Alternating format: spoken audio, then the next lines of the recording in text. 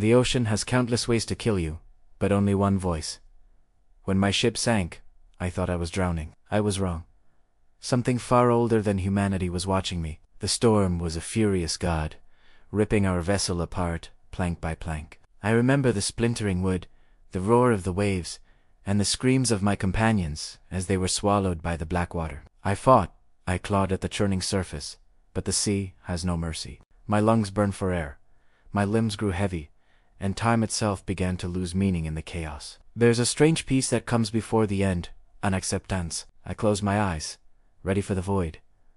But the void never came. Instead, the roaring storm in my ears faded to an unnatural silence. I was sinking, deeper and deeper, into an abyss, so total it felt like the space between stars. And then, from far below, a light began to rise. Not the gentle yellow of a lantern, but a cold, electric blue, a bioluminescent glow that pulsed with ancient power. It felt like something that had slept for eons was stirring, its gaze fixed upon me, the insignificant speck falling into its domain.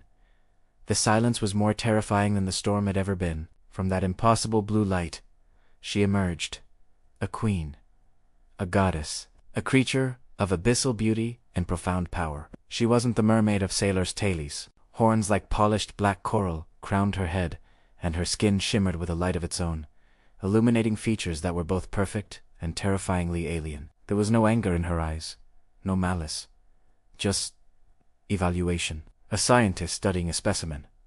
She wasn't a monster, not yet. She was something far more complex. She drifted closer, her presence a crushing weight that should have pulverized me. She raised a hand, her long, elegant fingers tracing a line across my cheek. Then, she leaned in and gave me her kiss. It wasn't a kiss of passion. It was a kiss of theft and of gift. The last pocket of air was stolen from my lungs, a final, burning agony. And just as my consciousness began to fray, she breathed life back into me. But it wasn't air. The water itself rushed into my lungs, and I could breathe it. I could live. The shock of survival was a terror all its own. In that moment, I felt my humanity begin to dissolve, replaced by something new, something hers. She took my hand, and together we descended, down, down, into absolute darkness, where the pressure should have crushed me into oblivion. But it didn't. I was protected, shielded by her power. Strange new senses began to awaken within me. I could feel the currents of the deep ocean like a language, see the faint energy signatures of bizarre alien creatures that swam alongside us, their forms like nightmares given flesh. They weren't my captors. They were an escort. I was no longer a drowning sailor, a prisoner. I was the chosen. Finally, we arrived at a city that defied all logic. Nolias, a kingdom of impossible architecture. Towers of black coral twisted towards a ceiling of eternal night, connected by bridges of living, glowing flora. It wasn't built, it was grown. An organic palace, pulsing with a slow, deep life of its own. As we passed through its gates, her subjects, creatures of shadow and light, bowed in unison, their myriad eyes tracking my every move. I was a mix of pure, primal fear and an overwhelming sense of wonder. Where had she brought me? What was this place? In the heart of her throne room, she finally spoke to me, her voice, not sound, but thoughts blooming directly in my mind. She told me of humanity. She saw us as fragile, ephemeral beings, yet possessed of a fierce, chaotic adaptability that her own kind had lost. We burn brightly, she explained, a fleeting spark of beautiful, unpredictable chaos in a cold, orderly universe. And then came the truth. Her people, this ancient, majestic race of the abyss, were dying. Their bloodline was fading, their vitality thinning with every generation. She needed new blood. She needed my chaos. The mood shifted. The wonder curdled into a dawning, psychological horror. Her purpose was not to save me.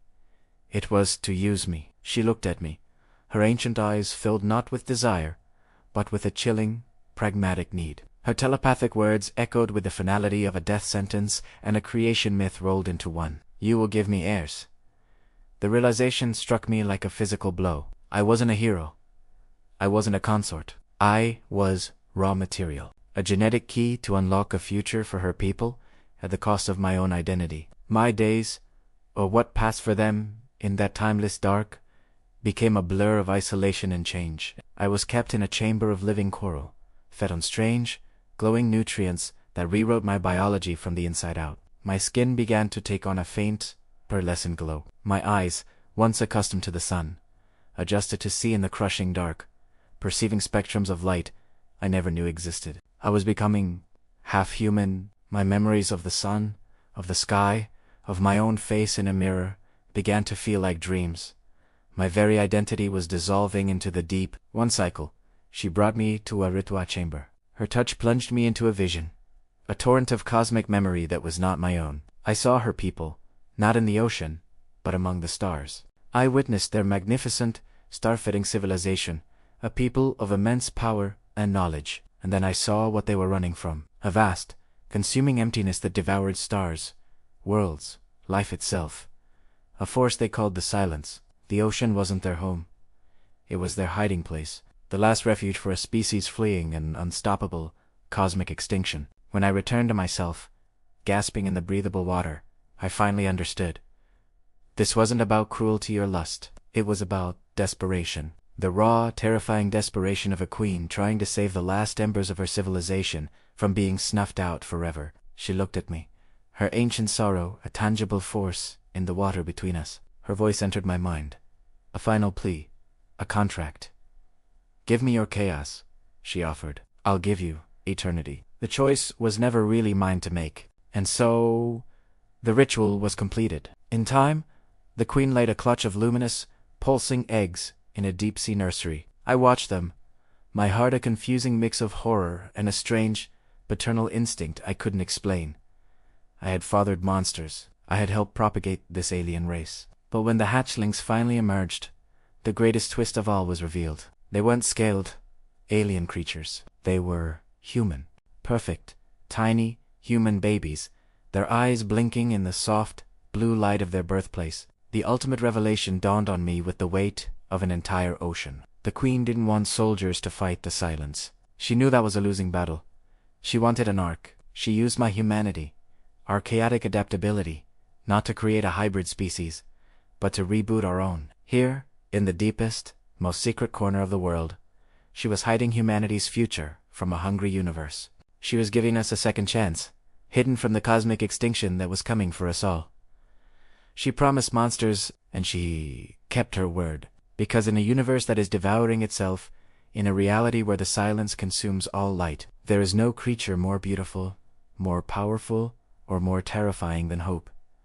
I was taken to sire monsters. Instead, I became the father of humanity's future. Thank you for listening.